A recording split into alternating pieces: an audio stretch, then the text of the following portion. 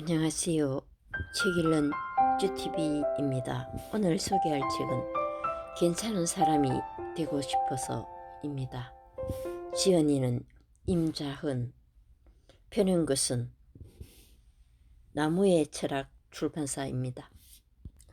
저자는 이화여자대학교에서 심리학을 공부하고 잠시 미술 잡지 기자로 일하던 중 우연히 접한 한학의 매력에 빠져 진로를 바꾸었다. 한국 고전 번역원에서 번역위원으로 활동하고 있다. 이 책은 중국 고전의 지혜라고 할 수 있습니다. 지금부터 책 속으로 들어가 보겠습니다. 진정으로 중요한 것. 노자는 이렇게 말한다. 내게 큰 걱정거리가 있는 것은 내게 몸이 있기 때문입니다. 내게 몸이 없다면 어떻게 걱정을 할 수 있겠습니까? 그러므로 자기 몸을 천하보다 더 귀하게 여기는 사람이라야 천하를 맡길 수 있고, 자기 몸을 천하보다 더 소중히 하는 자라야 천하를 맡길 수 있습니다. 진정으로 중요한 건 무엇일까? 내가 살아있다는 사실 자체를, 내가 나로 살아가는 삶 자체를 먼저 바라보는 일이다. 이것보다 더 중요한 건 없다. 총애나 치욕, 영예나 환란에 전전긍긍하고 연연하느라 내 삶 자체를 망가뜨리는 건 어리석은 일이다. 대개 사람들은 문제가 생기면 그 문제에만 집착해서 어떻게 해결할까 고민하지, 이 문제가 혹시 나 개인의 이런저런 욕심 때문은 아닐까 하고 자신을 돌아보지는 않는다.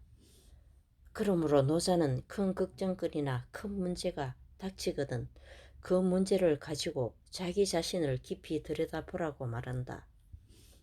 자신의 생명, 자신의 삶이 무엇보다도 소중하다는 사실을 알고 세상의 일시적 즐거움과 쉽게 바꾸지 않는 사람은 타인의 삶과 타인의 생명을 소중히 여길 줄 안다. 이런 사람은 자신의 목적을 달성하거나 문제를 해결할 수단으로 타인을 희생시키지 않는다. 그래서 이런 사람에게는 천하도 맡길 수 있다. 맹자님의 말씀. 친구를 사귈 때는 자신의 나이 많음을 내세우지 말고, 자신의 지위가 대단한 것을 내세우지 말고, 자신의 형제 자매가 잘나가는 것을 내세우지 말고 사귀어야 합니다. 벗을 사귄다는 건 그 사람 내면의 아름다움을 벗으로 삼는 거지요. 그래서 내세우는 게 있어서는 안 됩니다. 무엇을 배우든 기억해야 할 것.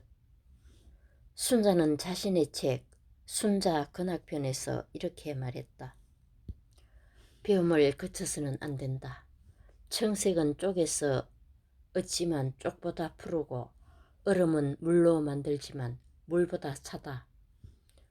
높은 산에 오르지 않으면 하늘이 얼마나 높은지 감을 잡지 못하고, 깊은 계곡에 가보지 않으면 땅이 얼마나 두터운지 감을 잡지 못한다. 유명한 사자성어 청출어람은 바로 이 구절에서 나온 말이다. 푸른색은 쪽에서 나오지만 쪽보다 색이 깊고 진하며, 얼음은 물로 만들어지지만 물보다 차갑다. 이 말은 두 가지 의미로 해석할 수 있다. 학문을 멈추지 않고 배움을 그치지 않으면 자신의 스승을 뛰어넘게 된다는 뜻도 있고, 본래 타고난 능력을 뛰어넘는 깊이와 넓이를 가진 사람으로 새롭게 태어난다는 뜻도 있다. 우리는 청출어람을 전자의 의미로 훨씬 많이 쓰지만, 제자가 스승을 뛰어넘어야 하는 이유가 순자가 말한 학문의 목적인 더 나은 사람, 본래의 못나고 이기적인 나를 뛰어넘어 진짜 사람다운 사람이 되기 위해서라는 점을 생각한다면 후자의 뜻이 전자의 의미에 깊이를 더해준다고 볼 수 있다. 대부분의 경우에 청출어람으로 사용되지만 실제 뜻으로 보면 청아람이나 청청어람으로 쓰는 게 더 정확하다. 끝을 보는 경험이 필요하다. 순자는 자신의 책 순자 근학편에서 산만함의 병폐에 대해 다음과 같이 말했다. 사거리에서 헤매는 자는 목적지에 도달하지 못하고 두 군주를 섬기는 자는 누구에게도 용납되지 못한다. 눈은 한꺼번에 두 가지를 볼 수 없기 때문에 밝게 보고, 귀는 두 가지를 함께 들을 수 없기 때문에 명확하게 듣는다. 용은 발이 없어도 하늘을 오르지만 날다람쥐는 대여섯 가지 재주를 가지고도 공공하게 산다. 바른 지성인의 한결같은 태도를 말할 때 맺을 결을 써서 결려라고 한다.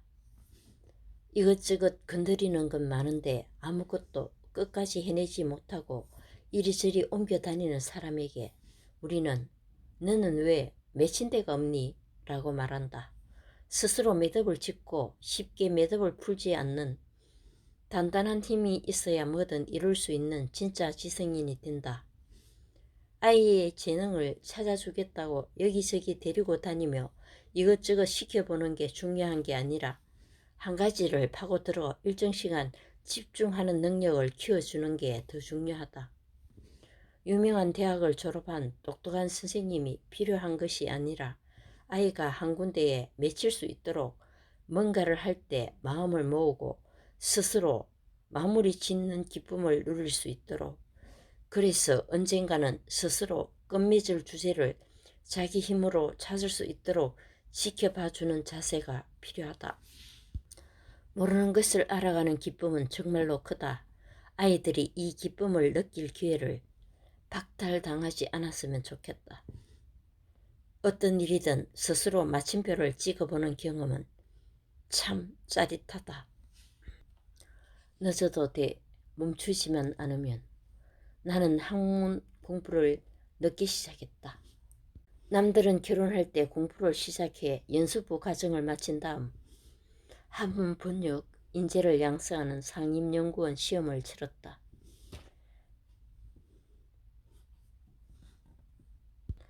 1년에 3명, 많아야 4명 뽑는데 시험도 한문 번역과 한문 작문을 모두 치르기 때문에 머리가 깨질 듯한 시간을 잘 버텨야 한다.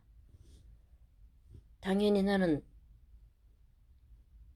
통과하지 못했고 재수를 해야 했다.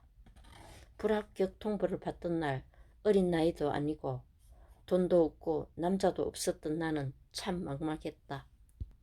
그때 반디 앤 루니스에서 주최하는 한문 경시 공고 대회 공고를 보게 되었다. 명심보감을 예심으로 보고 본선에 진출하면 논어 시험을 치르는데 대상 수상자에게 상금 50만 원을 준단다. 와, 돈 좀 벌겠네. 망설일 이유가 없었다. 시험에 응시하기로 했고 예심은 붙었다. 그런데 본선을 준비하려고 논어를 펼치니 시험은 코앞인데 분량이 막막했다. 본선을 등록해놓고 내가 지금 잘하는 건가? 혹시 시간 낭비는 아닌가? 몇 번을 망설이다가 자 한편에서 마음에 꽂히는 구절을 발견했다. 산을 쌓는 일을 한번 생각해 볼까요? 한 모닥이만 더 쌓으면 산이 완성돼요. 그런데 그걸 못하고 그만두잖아요. 산은 완성되지 못하고 끝난 거예요. 다 끝낼 수 있었는데 같은 건 의미가 없어요. 완성하지 못한 건 결국 내 탓이죠. 하지만 반대 경우도 생각해 볼 수 있어요. 땅을 고르겠다고 흙이라도 한 모대기 퍼다 날랐다면 이미 시작한 거예요. 흙 한 모대기만큼 땅이 골라진 거고 그만큼 나는 전진한 거죠. 그래, 내 배움의 산에 흙 한 모대기를 부었다면 그걸로 됐지. 나는 마음을 다잡고 남은 기간 동안 열심히 한문을 익혔다. 나는 대상을 탔다. 흙 한 모대기가 아무리 나의 노력이고 발전이라지만 가끔은 자랑도 추임새로 한 번씩 넣어줘야 두 무더기 새무더기도 너끈히 부을 힘이 생기기 때문이다. 자고로 자랑질은 뭔가를 공부할 때의 필수품이다. 생각 좀 하고 살자. 인간은 생각하는 존재다. 그러나 또한 인간은 생각을 가지고 태어나지 않는 존재다. 그렇다면 지금 내가 하는 생각은 어디에서 온 것일까? 바깥에서 들어온 것일 수밖에 없다. 그래서 우리는 늘 스스로의 생각을 경계해야 한다. 내 생각이라고 생각하지만 사실은 내 생각이 아닌 것이다. 책을 읽으며 자신을 늘 돌아보아야 하는 이유가 바로 여기에 있다. 우연히 북 콘서트에 갔다가 들은 말이다. 매우 인상 깊게 들어서인지 지금도 종종 곱씹어 본다. 인간은 생각하는 존재. 그러나 생각을 가지고 태어나지 않는 존재. 참 맞는 말이다.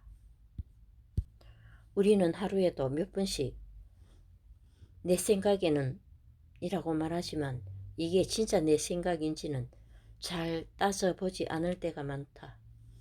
나는 생각을 가지고 태어나지 않았는데 내가 살아가는 세상에는 온갖 소리와 색으로 뒤덮인 생각이 가득하다.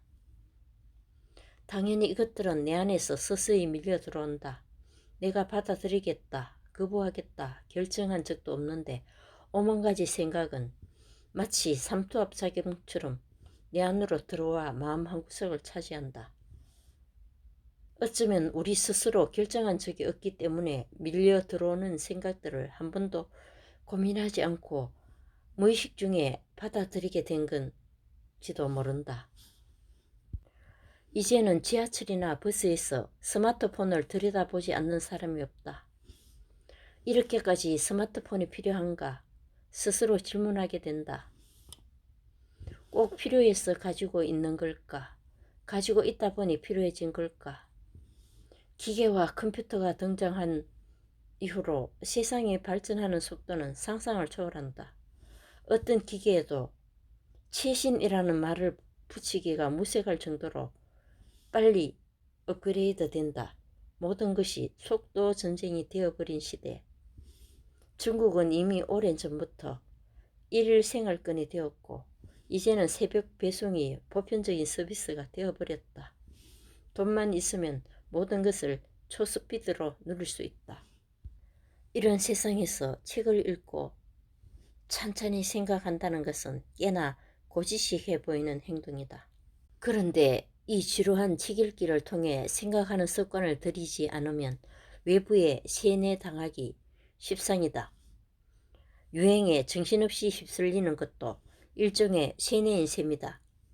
절대 다수가 이렇게 행동하면 이렇게 행동하지 않을 이유를 스스로 댈 수 있어도 불안해서 따라가고 싶은 게 사람 마음인데 스스로 판단할 능력이 갖춰져 있지 않다면 외부의 기준을 절대적으로 받아들이는 것은 너무나 당연한 결과가 아닐까. 옷, 가방, 스마트폰, 노트북, 사랑, 자동차, 결혼, 집, 자녀 교육,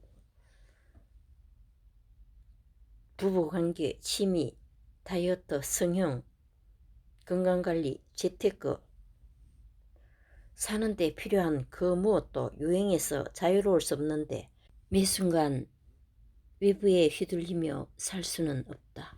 누리지 못하면 아무것도 남지 않는다. 내 인생이 한없이 막막하게 느껴지던 29 가을이었다.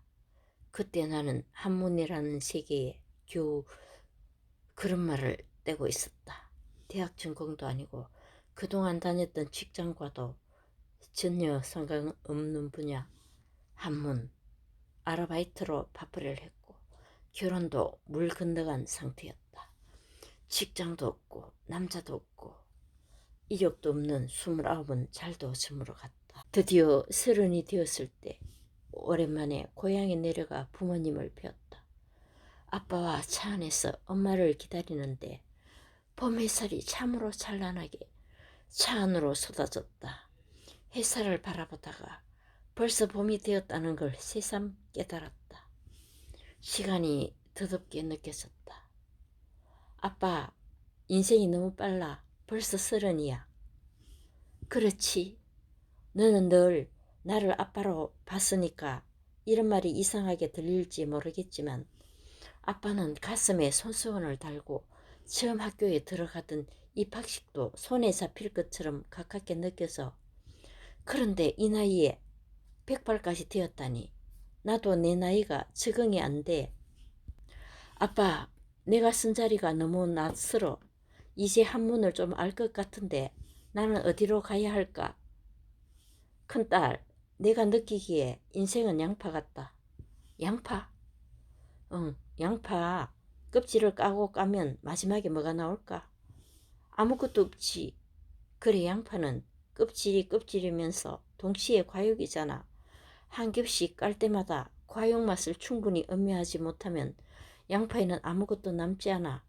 목표만 향해서 달려가면 막상 목표를 달성했을 때 며칠이나 기쁠까? 고작 하루도 안 돼서 또 다른 목표를 만들고 또다시 걱정하겠지. 나는 내가 지금 서 있는 그 자리를 후회 없이 즐기며 걸었으면 좋겠다. 머릿속에 댕 하고 종이 울리는 기분. 그래, 양파를 백날 까봤자 뭐하나. 껍질이 가육이고 가육이 껍질인데. 군자의 도를 비유하자면 먼 곳에 가는 것은 반드시 가까운 데서부터 시작하고 높은 데에 오르는 것은 반드시 낮은 데로부터 시작하는 것과 같다. 중용 15장에 나오는 말이다. 아무리 원대하고 높은 계획도 가깝고 낮은 지점에서부터 시작해야 한다. 물론 머리로는 알지만 최종 목표 지점을 올려다보면 너무 높고 멀어서 막막해질 때가 많다. 몇 걸음 더 걸어봐도 막막하긴 매한가지. 목적지에 도달하는 시간을 어떻게든 줄여보자는 마음만 든다. 그러나 길은 걸을 때 의미가 있는 법이다. 길은 극복해야 할 장애물이 아니라 살아가는 내내 동행해야 할 인생의 것이다. 우리는 속도의 시대를 살고 있다. 자동차, 비행기, KTX, SNS, 인터넷까지 이전에는 상상조차 못했던 엄청난 시간을 단축시켜 주었다. 그래서 한 걸음 한 걸음 꾹꾹 눌러 걷는 시간의 가치가 점점 퇴색되고 있다. 걷기는 돈이 없는 사람들의 이동 방식 혹은 운동의 한 종류가 되어 효율성으로 따지는 행위가 되었다. 걸어가는 동안 누리지 못하면 아무것도 남지 않는다. 고지도 정복하고 목표도 달성해야 하지만 거기까지 가는 동안 즐기고 누려야 한다. 길가에 핀 꽃도 보고 중간에 만난 친구와 사는 이야기도 쓸데없는 농담도 나누고 맛있는 음식을 먹으며 식도락도 즐기고 새도 보고 하늘도 보고 빗소리도 듣고 허기도 느끼면서 이 모든 시간을 내 것으로 만들어야 한다. 그 어느 봄날 우연히 봄꽃에 이끌려 회사에 반차를 내고 잠시 봄에 빠져들었던 날이 있었다. 그해 봄빛이 아직도 기억난다. 회사에는 아무 일도 일어나지 않았고 다만 나의 삶만 풍성해졌을 뿐이다. 저자는 고전의 시를 일상의 사례를 들어 잘 설명하고 있습니다. 내용을 다 전하지 못해 아쉬운 마음입니다. 감사합니다.